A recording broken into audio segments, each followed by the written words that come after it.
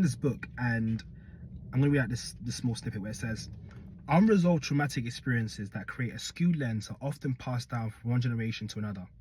For example, a grandmother who is burned in a relationship may cope with the trauma by developing a fear that every man will cheat on her.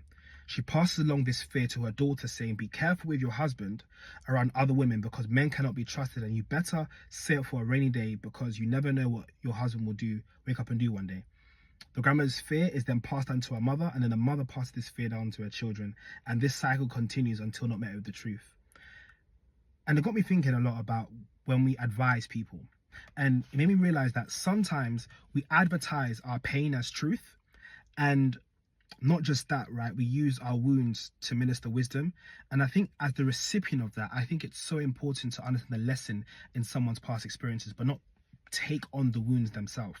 Like, I've understood in my own life, right, when I've been doing some work on myself, that there's a lot of wounds that I've vicariously taken on board from the advice I've gotten from my dad, for example. Not to shame me, he's a great guy. But unfortunately, he has at times ministered his wounds as wisdom, and then I vicariously began to see life through that skewed lens.